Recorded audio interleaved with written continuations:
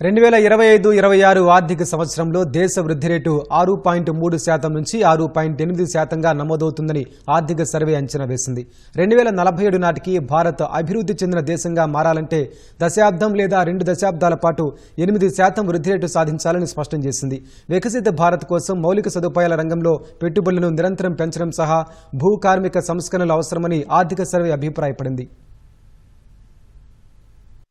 2024-25 ఆర్థిక సర్వేను కేంద్ర మంత్రి నిర్మలా సీతారామన్ లోక్సభలో ప్రవేశపెట్టారు. 2025-26 ఆర్థిక సంవత్సరంలో దేశ వృద్ధి రేటు 6.3 నుంచి 6.8%గా ఉంటుందని ఆర్థిక సర్వే అంచనా వేసింది. దేశీయంగా నెలకొన్న వాతావరణ పరిస్థితులు, అంతర్జాతీయంగా బలహీన డిమాండ్ నేపథ్యంలో గతేడాది తయారీ రంగం ఒత్తిడికి గురైందని తెలిపింది. తయారీ రంగం నెమ్మదించడం, కార్పొరేట్ పెట్టుబడులు తగ్గడంతో 2024-25లో భారత వృద్ధి రేటు 6.4% పరిమితం కావచ్చని అంచనా వేసింది. గత 4 ఏళ్లలో ఇదే అత్యల్పం కావడం గమనార్హం. అధిక ప్రజా మూలధనం, వ్యాపార అంచనాలు మెరుగుపడటం కారణంగా పెట్టుబడి కార్యకలాపాలు పుంజుకుంటాయని ఆర్థిక సర్వే అంచనా వేసింది. ఖరీఫ్ పంట చేతికందితే ఈ ఆర్థిక సంవత్సరం 4వ త్రైమాసికంలో ఆహార వస్తువుల ధరలు తగ్గుముఖం పడతాయని తెలిపింది. క్షేత్రస్థాయి నిర్మాణాత్మక సంస్కరణలు, నియంత్రణ సడలింపు ద్వారా ప్రపంచ దేశాలతో భారత్ తన పోటీతత్వాన్ని మెరుగుపరుచుకోవాలని పేర్కొంది. 2047 నాటికి భారత్ అభివృద్ధి చెందిన ఆర్థిక వ్యవస్థగా మారాలంటే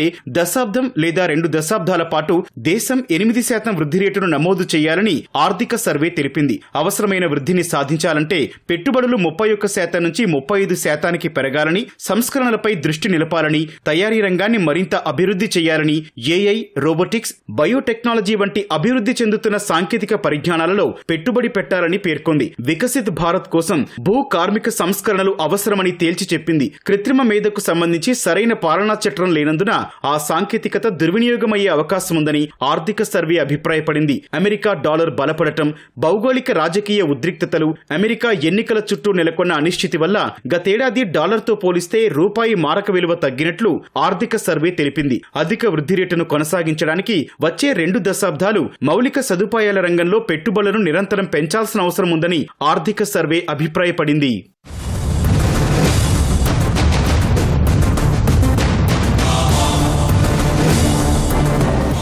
ఆర్థిక స్థిరత్వం, రోడ్లు, మెట్రో నెట్వర్క్ల వంటి మౌలిక సదుపాయాల సృష్టి ద్వారా దేశవ్యాప్తంగా బలమైన డిమాండ్తో రియల్ ఎస్టేట్ మార్కెట్ బాగా రాణించిందని ఆర్థిక సర్వే తెలిపింది.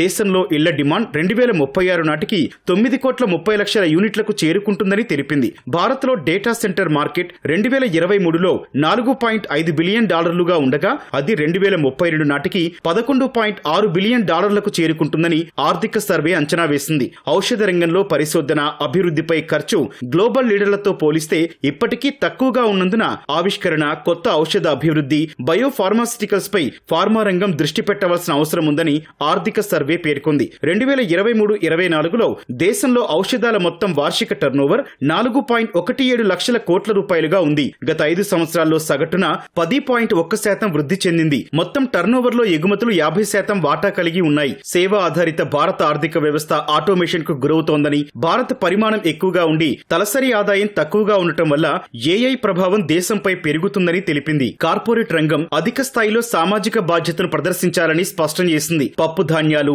నూనె గింజలు, టమాటో, ఉల్లిపాయల ఉత్పత్తిని పెంచడానికి పరిశోధన జరగాలని ఆర్థిక సర్వే తెలిపింది. 5G సేవలు అందుబాటులోకి రావడంతో దేశంలో డిజిటల్ కనెక్టివిటీ పెరిగిందని పేర్కొంది. వారానికి 70 నుంచి 90 గంటల పాటు పనిచేయాలని చర్చ నడుస్తోన్న వేళ ఆర్థిక సర్వే కీలక విషయాలు పేర్కొంది. వారానికి 60 గంటల కంటే ఎక్కువగా పనిచేస్తే అది ఆరోగ్యాన్ని దెబ్బతీస్తుందని కొన్ని అధ్యయనాలు తెలిపినట్లు పేర్కొంది. కేంద్ర బడ్జెట్ సమర్పణకు ముందు ఆర్థిక సర్వేను పార్లమెంట్లో ప్రవేశపెట్టడం ఆనవాయితీగా వస్తోంది. గత సంవత్సర కాలంగా దేశ ఆర్థిక పనితీరును, రాబోయే సంవత్సరంలో ఆర్థికంగా ఎదురయ్యే సవాళ్లను ముందుగానే అంచనా వేసి చెప్పేదే ఈ ఎకనామిక్ సర్వే.